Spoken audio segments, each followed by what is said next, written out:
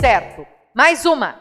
De acordo com o decreto 1171, a moralidade da administração pública fundamenta-se na distinção entre o bem e o mal e na ideia de que o fim que tu tem que buscar, qual é a finalidade que tu tem que buscar? O bem comum, devendo a conduta do servidor ater-se a um equilíbrio. Você sempre tem que buscar o tal do equilíbrio. O que tu tem que equilibrar? Legalidade, nunca pode esquecer da legalidade. Você só pode fazer o que a lei permite. E equilibrar a finalidade. Qual é a finalidade que você tem que buscar dentro da administração pública? Por que você foi contratado? O que você faz dentro da PRF? Você faz o bem comum. É isso, você está lá para isso. Você foi contratado para isso, você foi admitido para isso, para servir o público, servidor público. Nunca esqueçam da finalidade. E essa finalidade, quando você atinge essa finalidade, você atendeu a moralidade administrativa. Qual é o princípio? A eficiência é assim, ó, que está relacionado, né? O que diz o princípio da eficiência? Você deve deixar o usuário do serviço público satisfeito. E é, de certa forma, atingir o bem comum. Então, quando você trabalha, quando você exerce a função pública, você tem que deixar a pessoa satisfeita. Tipo assim, hoje em dia, quando a pessoa sai do INSS, ela sai de lá sorridente, dizendo, caramba, que atendimento VIP que eu tive.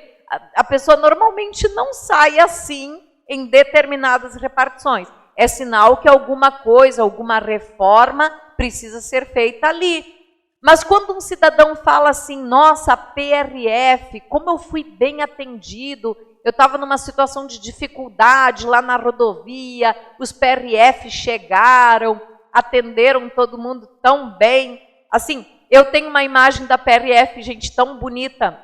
Uma vez teve uma greve, vocês lembram aquela greve dos caminhoneiros? Nossa, aí os caminhoneiros lá pararam, chegou até um momento que os PRFs tiveram que intervir, né? Mas os PRFs passavam lá, eu fiquei muito no movimento lá, eles passavam, eles entregavam pão, sabe, para os caminhoneiros, assim, passavam lá, faziam a segurança porque tinha assalto nos caminhões, né? Vinham bandidos assaltar os caminhoneiros lá naquela época, e os PRF sempre lá. Então, eu tenho uma imagem bonita dessa polícia, assim. É uma polícia que tem uma credibilidade boa, e isso vocês não podem deixar perder, porque tem instituições, tem órgãos públicos que não têm essa credibilidade. Eu pego o INSS, que eu citei como exemplo, com todo respeito aos servidores de lá, tá? Mas é uma instituição que a gente, quando você fala, hoje eu tenho que ir para o INSS, te dá até uma opressão, né? Assim, né? Baixa um negócio ruim, porque você sabe que vai ser um dia de sofrimento. E não pode ser assim, né? Então, é isso, gente. É buscar esse equilíbrio. E a eficiência é isso. É deixar o cidadão satisfeito com o atendimento que você está prestando. E de forma econômica. Isso é um desafio. Deixar a pessoa satisfeita, mas sem desperdiçar o recurso público. Aí você atendeu o princípio da eficiência, que está muito atrelado ao princípio da moralidade. Seguindo, mais uma, 7ª questão. A remuneração do servidor público é custeada pelos tributos pagos por todos, exceto os pagos por ele próprio. Errado, inclusive pelo próprio servidor. Quem ajuda a pagar a tua remuneração também é você, porque você paga imposto. Aliás, é o que a gente mais faz nesse mundo, né? Nesse Brasil. 8ª questão. Acerca da ética na função pública, a ética e moral, vamos lá. Ainda que a função pública integre a vida particular de cada servidor, os fatos ocorridos no âmbito de sua vida privada não influenciam o seu bom conceito na vida funcional. Certo ou errado? Errado, tá? Uma vez servidor, sempre servidor, tá? Gente, você é sim conceituado pelas atitudes na vida particular. Você pode sim ser punido por coisas que acontecem fora do expediente, desde que aquela tua conduta na vida particular, ela ofenda, ela quebre o decoro da função pública. Assim, se você faz alguma coisa que envergonha a PRF, por exemplo, você fez alguma coisa fora, dia de folga mesmo, e aquilo deu manchete, aquilo deu, sabe, repercussão, e a PRF se envergonhou de ter você nos quadros da corporação, mesmo que tenha acontecido lá na tua vida privada, se você envergonhou a tua instituição, se você quebrou a dignidade e o decoro da função pública, você pode ser punido. Então tem que ter sempre cuidado. Sabe por quê, gente? Quando alguém olha para você, daqui a um tempo, já que você é um servidor público, enxerga o próprio Estado, entendeu? Quando alguém vê, um cidadão olha para um PRF, ele está olhando para o próprio Estado, você reflete o Estado. Então é por isso que exige de você um comportamento de um cidadão modelo, tá? Então sim, atitudes na vida privada podem te complicar na vida pública. Toma cuidado, tá? Mais uma, PRF, 2013. A publicidade de ato administrativo, qualquer que seja a sua natureza, constitui requisito de eficácia e moralidade. Certo ou errado? Errado. Qual é o erro?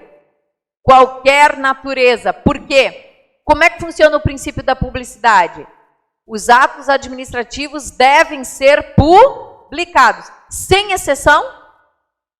Tem exceção, né? Tem até a própria lei de acesso à informação, que está lá no teu conteúdo programático. Ela vai dizer que tem algumas informações que não serão publicadas, né? Por quê? Porque elas referem isso aqui, ó.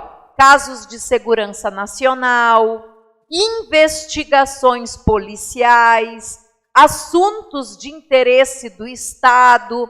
Essas informações, elas podem não ser o quê? Publicadas. São as exceções. Aí vem a pergunta. A publicidade de qualquer ato administrativo, qualquer que seja a sua natureza, esse é o erro. Ele exagerou, tá? Se ele dissesse assim, ó, como regra, a publicidade é que vai dar eficácia para o ato administrativo. Tá certo.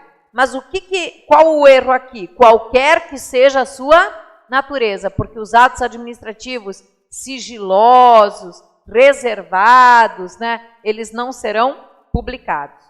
E quando isso acontece?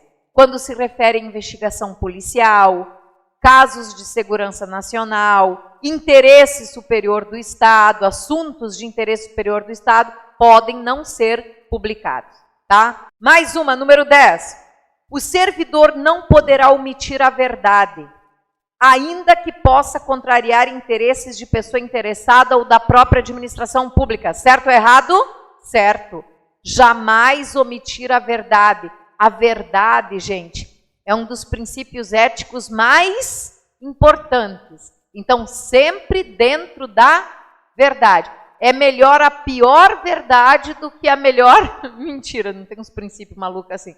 Sempre siga a verdade, mesmo que doa, até para a pessoa que você vai dar a notícia, entendeu? Mesmo que essa verdade seja ruim para ela, né? Tem que falar a verdade, né? Sempre falar a verdade. Não, aí você não, se for sigilosa, você não vai publicar. Você não vai publicar, você vai omitir, na verdade você não vai publicar, mas você não está falando mentira. E aqui ele está no conceito da verdade e da mentira. Você tem uma informação que não é sigilosa. Essa informação você tem que dar de forma verdadeira. mesmo que contrária ao interesse da pessoa. Imagina, muitas vezes vocês vão ter que informar para um pai de família que ele perdeu toda a família num acidente. Isso é brabo, entendeu? Mas vai fazer o quê? Vai mentir para o cara? Não, ó, foram levadas com vida para o hospital. Não pode mentir. Sempre trabalhar com a verdade. 10. 11. Constitui grave dano moral aos usuários do serviço público o atraso na prestação do serviço solicitado. Certo ou errado? Olha o que ele está dizendo. É grave dano moral o usuário esperar pela prestação do serviço. Certo ou errado? É um grave dano moral. Você sabe que a pessoa que sofre dano moral, ela pode entrar na justiça e pedir o quê? Indenização. Tá certo. É grave dano moral. Esperar em filas, esperar assim de forma demorada, com atraso na prestação de serviço. Você está praticando para o usuário de serviço público grave dano moral. Naqueles dias que a gente tem que ir para o INSS, para a Receita Federal, para esses lugares assim, Caixa Econômica, dá vontade de ficar com esse código debaixo do braço, né? Porque esperar em longas filas, eles demorarem para te dar as respostas, né? Te enrolarem naqueles processos burocráticos dentro da administração, isso é grave dano moral. A pessoa, o cidadão, pode entrar na justiça, pedir danos morais. Vamos lá. Número 12. José, servidor público estável de um órgão federal. Durante o período de 12 meses, faltou intencionalmente ao serviço por 50 dias consecutivos, sem causa justa. A administração pública, mediante procedimento disciplinar sumário, enquadrou a conduta de José como abandono de cargo. Vocês lembram o que é o abandono de cargo na Lei 8.112? É faltar 30 dias consecutivos sem justa causa. Mais de 30. Então, na verdade, quantas faltas tu tem que ter? 31. 31 faltas direto sem justa causa é o famoso abandono de cargo, dá processo disciplinar e demissão para o servidor, tá? E tem também a inassiduidade habitual, que é ter 60 faltas dentro do período de 1 ano. Faltas sem justificativa. Elas não precisam ser seguidas, tá? Faltas interpoladas. Quantas mesmo? 60. Dentro de que prazo? 12 meses. É a inassiduidade habitual, gera processo disciplinar. E qual é a penalidade para o servidor? Demissão. Só que isso é lá no processo disciplinar. Aqui eu estou no mundo da ética. Você faltar ao serviço, o que isso significa? A respeito dessa situação, de acordo com o Código de Ética, a conduta de José é fator de quê? Desmoralização do serviço público. E é verdade, gente, quando você falta ao serviço sem justa causa, certamente naquele dia pessoas não serão tão bem atendidas quanto quando você está no trabalho. Por quê? Porque é uma força humana a menos, né? Os teus colegas vão ficar chateados naquele dia porque vão ficar sobrecarregados. Então, faltar ao serviço sem justa causa é desmoralização para o serviço público e quase sempre causa desordem nas relações humanas. Ou você acha que teu colega vai ficar feliz sabendo que você faltou ao serviço porque quis faltar sem motivo justo? Ele se sobrecarregou naquele dia de trabalho, de plantão, né? Ele não vai ficar bem com você, vai ficar aborrecido com você. Então, o que significa faltar ao serviço sem justa causa para o Código de Ética? Desmoralizar o serviço público e causar desordem nas relações humanas. Vai dar, não digo briga, né? Mas vai dar chateação. Com certeza. Oi? Não. Faltas ao serviço, de acordo com a Lei 8.112, faltas ao serviço não podem ser descontadas das férias. É diferente da CLT. Na CLT desconta. no estatuto do servidor, regime estatutário, não desconta faltas ao serviço das férias. Não pode compensar faltas nas férias. Não pode. Vamos lá. 13. A ausência injustificada do servidor ao local de trabalho não constitui fator de desmoralização ao serviço público? Errado, constitui. Mais uma. Toda ausência injusta do servidor de seu local de trabalho é fator de desmoralização do serviço público? Sim. E pode conduzir a desordem nas relações humanas? Certo. Tá? E a 15. Uma das regras deontológicas, o que é uma regra deontológica? Ética, uma regra ética, que rege a conduta dos servidores públicos federais é o espírito de solidariedade. A solidariedade, gente, você ajudar um parceiro quando está precisando, um colega de trabalho, é uma regra ética, ser solidário com o colega. Beleza. Conforme o qual se espera que o servidor seja complacente em caso de erro ou infração, pois a superação de falhas representa uma oportunidade para o engrandecimento profissional dos servidores públicos. Certo ou errado? Errado. O espírito de solidariedade, de companheirismo, de parceria com o colega, não pode omitir erros, falhas, infrações, tá? Então, assim, diante de uma falha do teu colega, o que você precisa fazer? Ajudá-lo. Mas você vai omitir que ele fez errado? Não. Você deve comunicar para o servidor a falha do colega, porque o teu colega precisa ser corrigido. Não compete a você corrigir.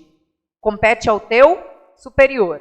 Então, assim, ajudar, colaborar sim para sanar a falha, sanar o erro, mas não esconder o erro. Você não pode ser complacente com o erro ou com a infração. Você não pode compactuar com aquilo, compreendeu?